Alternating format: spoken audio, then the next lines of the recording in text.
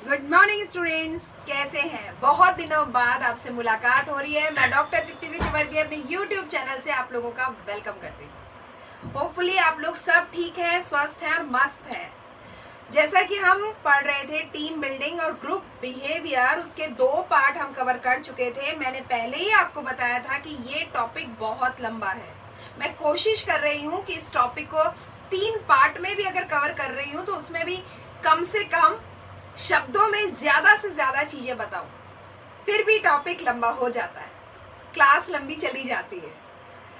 मेरा जो सोचना है कि आपको कंसेप्ट क्लियर होना चाहिए, इसी दिशा में आगे बढ़ते हुए आज की क्लास में पार्ट 3 को कवर करेंगे, जिसमें मैं आपको बताऊंगी ग्रुप डिसीजन मेकिंग टेक्निक क्या होती है और टीम किसको कहते हैं। किसी भी ग्रुप बिहेवियर में इन सारी चीजों का इंपॉर्टेंट रोल है। जिस भी टॉपिक को आपने पढ़ा है, हर एक चीज इंपॉर्टेंट है। एमबीए लेवल में, कॉम्पिटिटिव एग्जाम्स में इन सब चीजों से रिलेवेंट क्वेश्चंस पूछे जाते हैं। तो you must be aware about the group dynamics, you must be aware about the team, you must be about the group culture and group team decision making. ये सारी चीजें अपनी अपनी जगह पे इंपॉर्टेंट है। तो क्लास की शुरुआत करते हैं ग्रुप डिसीजन मेकिंग से। किस तरह की टेक्निक्स होती है? किसी भी टेक्निक को अगर आपको पढ़ना है तो firstly you have to understand about the concept of the topic. Group decision making क्या है? देखो, ग्रुप क्या है ये बताया था कि जब हम किन्हीं लोगों के समूह की बात करते हैं वो ग्रुप है। Actual association of person is called a group. ठीक है, उनके ऑब्जेक्ट सेम हो सकते हैं, उनके ऑब्जेक्ट अलग अलग भी हो सकते हैं। अब बात करते हैं डिसीजन मेकिंग की। डिसीजन मेकिंग क्या है? Actually this is a process. किसी भी ऑर्गेनाइजेशन में जो ग्रुप्स बनते हैं, इट टोटली डिपेंड्स कि हमारा ग्रुप क्या हमारा ऑब्जेक्ट रखता है और किस तरह के पर्सन उससे एसोसिएट करते हैं। So it is totally depend on the variation. It vary from one group to other group, right? तो किस तरह से ग्रुप डिसीजन मेकिंग होती है, उससे हम ये कह सकते हैं कि ये किसी भी ग्रुप के उस कल्चर को डिफाइन करता है, उस बाउंड्री लाइन को डिफाइन करता है जो उस ग्रुप में मेंशन की जाती है। तो डिसीजन मेकिंग क्या है, हम कोई भी निर्णय कैसे लेंगे, इसकी कई टेक्निक्स होती है, बहुत सारी टेक्निक्स हो सकती हैं। मैं आपको पढ़ाऊंगी मेनली 10 टेक्निक। आप ग्रुप डिसीजन मेकिंग जब समझ में आ जाता है तो हम बात करते हैं ग्रुप डिसीजन मेकिंग की टेक्निक्स क्या है। यानी वो एक सिस्टम डेवलप करना, वो एक तरीके से एक प्लेटफॉर्म तैयार करना जहां पे हम अपनी बात को रख सके और अपने ऑब्जेक्ट्स को गेन करने के लिए एक टीम स्पिरिट में काम कर सके। किसी स्पेसिफिक सिचुएशन में हम किस तरह से निर्णय लेंगे, it totally depends on the group members and उनका कोऑर्डिनेशन कैसा है, राइट? तो अब आगे बढ़ते हैं। जब ग्रुप डिसीजन मेकिंग समझ में आ गया तो अब जरा समझते हैं कौन कौन सी टेक्निक्स है।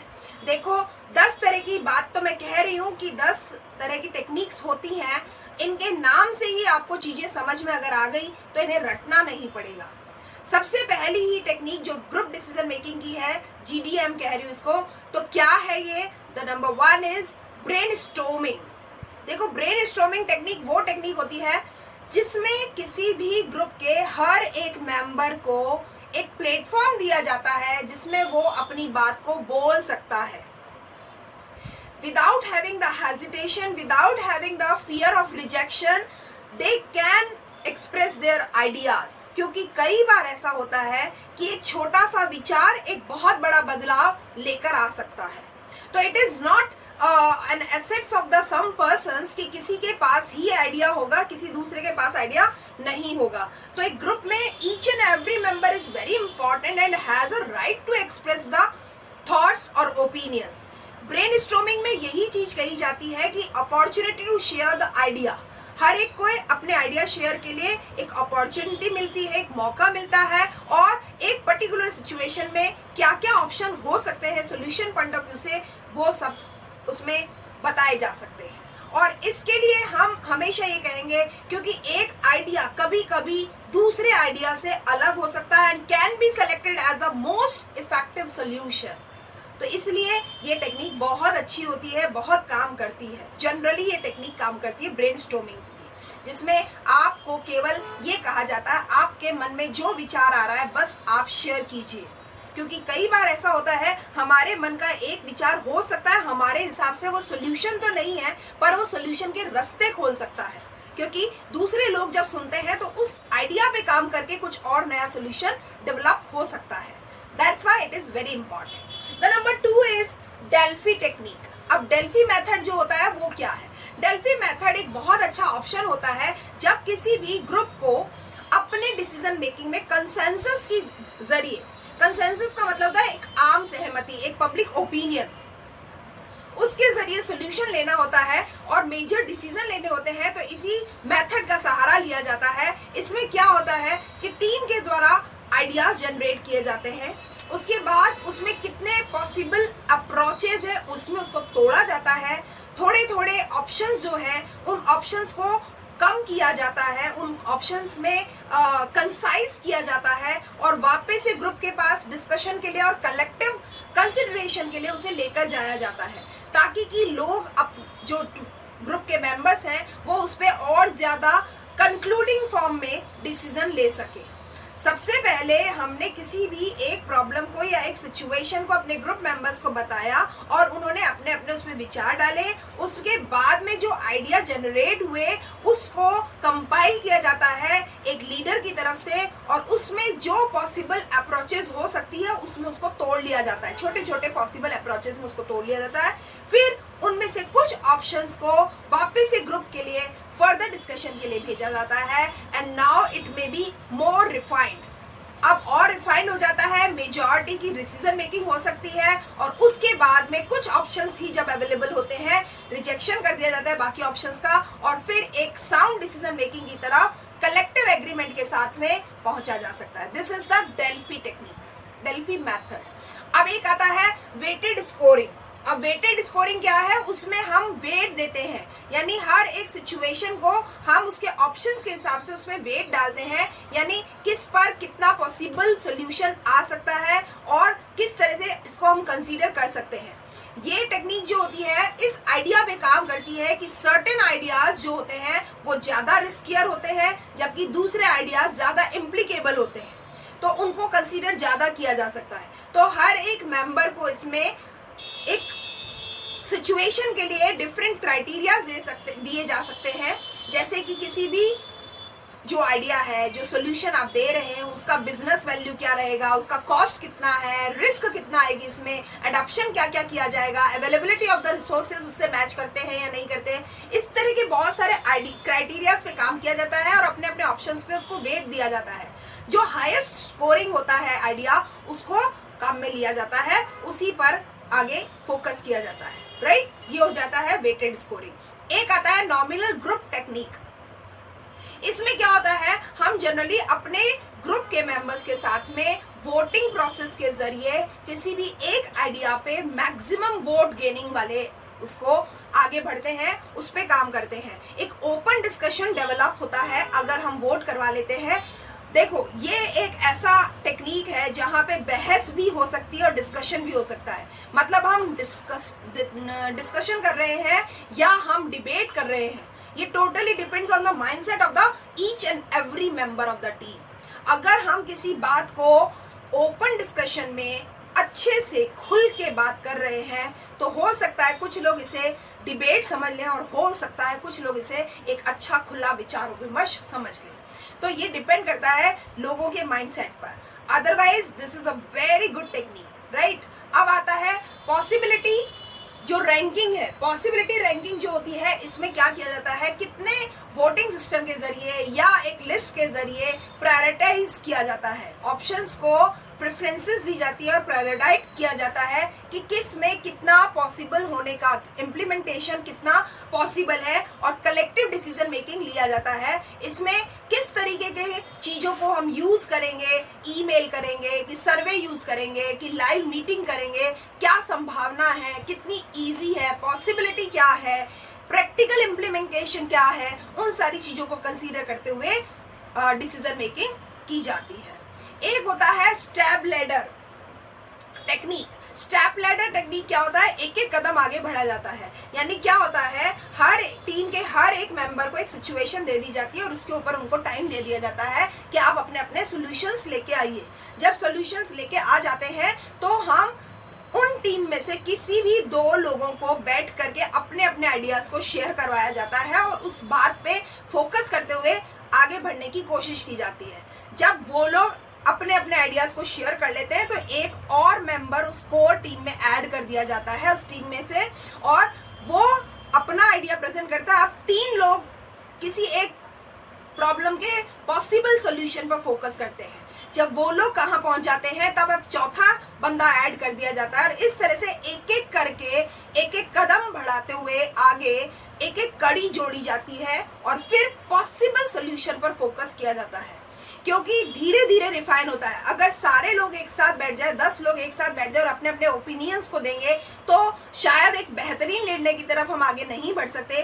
पर 2 लोग पहले डिस्कस कर ले, फिर हर बार एक बंदा उसमें ऐड कर दिया जाए तो धीरे धीरे चीजें रिफाइंड फॉर्म में इंट्रोड्यूस भी होती जाती हैं और आगे भी बढ़ती जाती है। This is the step ladder technique, right. तो इसमें एक टाइम टेकन प्रोसेस है और एक ज्यादा बेहतरीन निर्णय होने की गुंजाइश है। एक और है प्रॉज एंड कॉन्स लिस्ट, यानी कितने फायदे कितने नुकसान, इसकी एक लिस्टिंग कर ली जाए।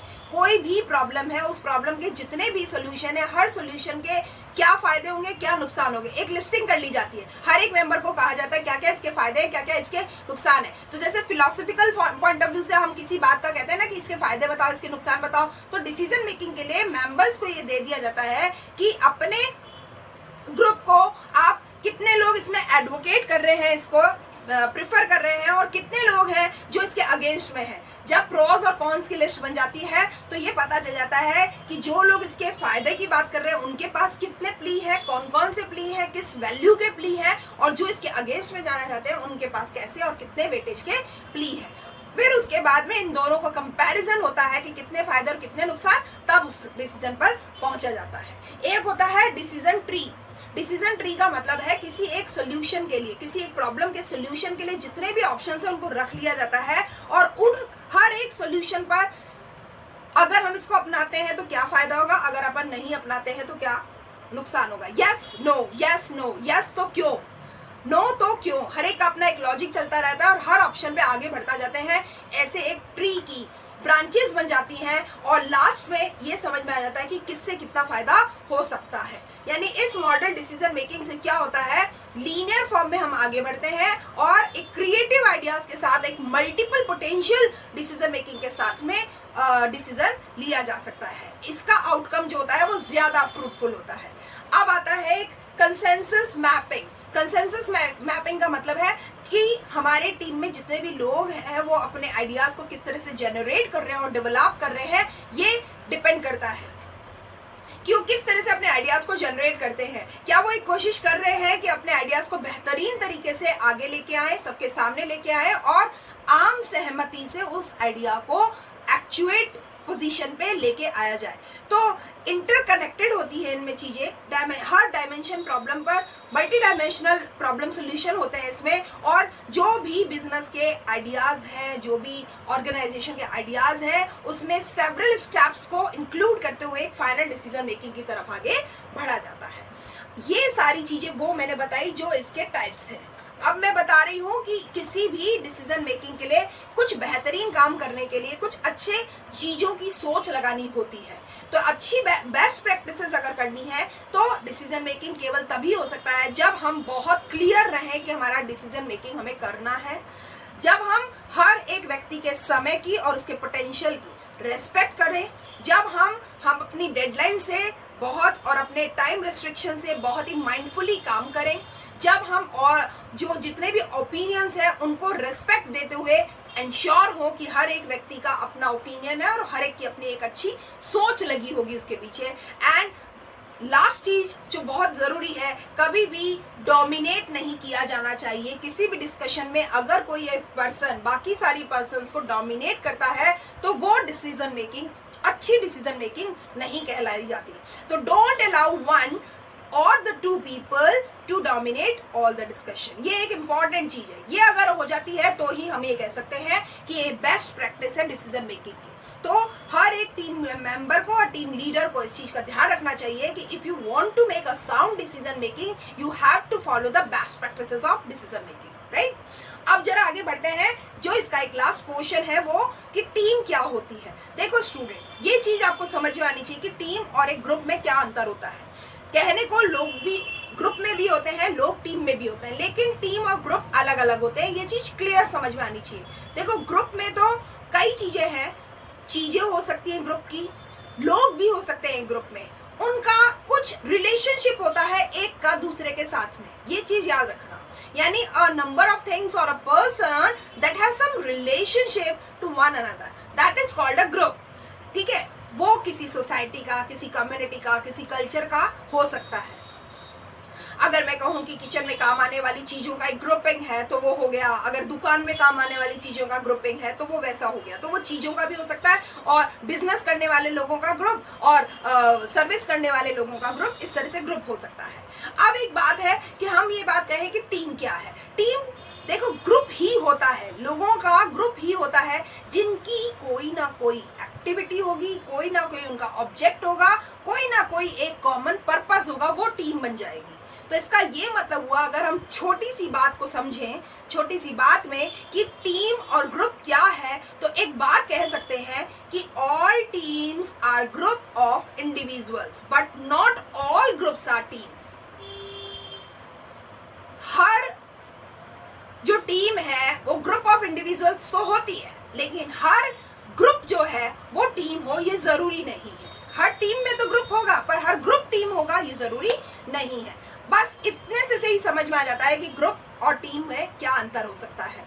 एक बात हमेशा याद रखो कि एक ग्रुप जो होता है, चाहे फंक्शनल पॉइंट ऑफ व्यू से कह लो, task orientation point of view से कह लो, degree of independence point of view से कह लो, formal structure point of view से कह लो, ऑब्जेक्ट पॉइंट ऑफ व्यू से कह लो, या फेमिलियरिटीज जो आपस में एक दूसरे के साथ में है उस पॉइंट ऑफ व्यू से कह लो, हर एक ग्रुप और टीम में ये चीज का अंतर होता है कि ग्रुप में जो रिलेशनशिप होती है, डिग्री ऑफ रिलेशनशिप वो अलग होता है, और टीम में डिग्री ऑफ रिलेशनशिप अलग होता है। तो ये कुछ बेसिस हैं जिससे हम ये समझ सकते हैं कि एक टीम और ग्रुप में क्या अंतर होता है। ये मैंने आपको डिफरेंस बता दिया, टीम क्या है वो भी मैंने बता दिया। अब टीम वर्क और टीम स्पिरिट क्या होता है ये समझो।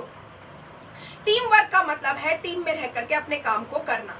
अब टीम में रह करके अपने काम को करने का मतलब, अगर टीम वर्क कहते हैं तो एक तरह से इंटरडिपेंडेंट एक्टिविटी होती है जिसमें हर एक इंडिविजुअल एक कॉमन गोल के लिए कोलैबोरेट करता है या उसमें कंट्रीब्यूट करता है। ये है टीम वर्क। और टीम वर्क के लिए टीम स्पिरिट का होना जरूरी है, वो भावना का होना जरूरी है जिसमें आप एक दूसरे के लिए काम करते हैं। तो ये टीम वर्क है, टीम स्पिरिट है। अब टीम वर्क का प्रोसेस क्या होता है, 3 बेसिस पर हम इसके प्रोसेस को समझ सकते हैं। एक होता है जब हम ट्रांजिशन प्रोसेस कहते हैं, इसमें क्या होता है, कौन कौन सी एक्टिविटीज इंक्लूड होती है वो समझिए। जो ट्रांजिशन जो ऑब्जेक्ट है उसमें आप देखो एक मिशन एनालिसिस होता है, गोल का स्पेसिफिकेशन आ जाता है, स्ट्रेटेजी फॉर्मुलेशन हो जाता है। तो ट्रांजिशन हो रहा है, एक रूप से दूसरे रूप में एक परिवर्तन हो रहा है, तो that is the transition process. एक दूसरा प्रोसेस होता है that is the action process. यहाँ पे क्या होगा, हम लोगों के काम को अपने गोल के साथ में जोड़ते हुए मॉनिटर करते किए जाते हैं, सिस्टम की मॉनिटरिंग हो जाती है, टीम की मॉनिटरिंग हो जाती है, उनके बिहेवियर का बैकअप लिया जाता है, कोऑर्डिनेशन डेवलप किया जाता है। वो सारी चीजें एक्शन प्रोसेस में आती हैं। और इंटरपर्सनल प्रोसेस की बात करेंगे तो जैसे एक से ज्यादा लोग मिलकर अगर एक जगह काम करते हैं तो there may be a conflict और अ डिस्प्यूट। तो कॉन्फ्लिक्ट का मैनेजमेंट करना या उन्हें मोटिवेट करना या उनका कॉन्फिडेंस बिल्डिंग करना या इफेक्ट मैनेजमेंट जो होता है, ये सारी चीजें इंटरपर्सनल प्रोसेस में काउंट हो जाती है। इस तरीके से हम ये कह सकते हैं कि टीम की प्रोसेस में ये 3 बातें इंपॉर्टेंट होती है। अगर टीम वर्क की फायदे और नुकसान की बात करेंगे तो बहुत सारे फायदे होते हैं। एक अच्छा हाई क्वालिटी आउटकम सामने आता है, बेटर कॉन्टेक्स्ट आता है इंडिविजुअल्स का, जिनको अपनी क्षमताओं का ज्ञान नहीं होता वो अपनी उन क्षमताओं को यूज कर पाते हैं जो हिडन होती हैं। अब टीम वर्क की कुछ नुकसान भी हो सकते हैं। कुछ नुकसान हो जाते हैं, कभी कभी इंडिविजुअल जो है वो अपनी ड्यूटीज को भूल करके और कुछ कामों में उलझ जाते हैं, जो मेन उनका फोकस होता है वो रह जाता है। कई बार लोग डोमिनेट कर जाते हैं तो वो दूसरे लोग उनमें दब के रह जाते हैं, उनकी जो पोटेंशियल है वो फ्लोरिश नहीं हो पाती है। ऐसी इन्फ्लुएंस जो होता है वो बहुत फर्क डालता है। ट्रस्ट में कमी अगर होती है तो टीम कमजोर पड़ जाती है। कुछ ऐसे लिमिटेशंस हो जाते हैं। ऐसे ही कभी कभी अगर कॉन्फ्लिक्ट हो जाए तो टीम का जो ऑब्जेक्ट है उसको बड़ा हैम्पर होना पड़ता है, उसका मुश्किल में आ जाता है। ऐसे ही टास्क स्किल्स मिस हो जाती हैं। कुछ लोग जो बहुत अच्छा कर सकते थे वो ज्यादा लोग होने की वजह से ज्यादा अच्छा नहीं कर पाए। तो एक बड़ी संख्या अगर एक टीम की होती है तो वो टीम भी बहुत डिस्टरबेंस करती है। एक बड़ी टीम, एक बड़े मेंबर की टीम, जो ज्यादा संख्या में लोग होते हैं अगर टीम में, तो वो भी एक बहुत बड़ा हर्डल का काम कर जाती है। ये खैर ये सारी चीजें मैनेजेबल भी है, कंट्रोलेबल भी है, इग्नोरेबल भी है। लेकिन अगर टीम की बेस पर कोई काम को अचीव किया जाता है तो इससे ज्यादा बेहतरीन कुछ हो ही नहीं सकता। किसी भी ऑर्गेनाइजेशन की जो सक्सेस होती है totally depends on the team. वैसे भी कहा जाता है एक टीम का जो लीडर होता है वो हमेशा कहता है I am the successful person just because of my team members spirit, team members value, वो वैल्यू को कंसीडर करता है। तो इस तरह से टीम एक ग्रुप का जो कि एक हिस्सा है वो इस तरीके से आगे टीम में बिहेव करती है, ग्रुप बिहेवियर डेवलप होता है। और इस तरह से आज ही मैंने टॉपिक आपको कंप्लीट किया है कि किस तरीके से ग्रुप बिहेवियर और टीम बिल्डिंग का काम होता है। होपफुली आपको ये वीडियो, ये क्लास, ये टॉपिक समझ में आया होगा। Thank you and keep watching my videos regularly. Thank you.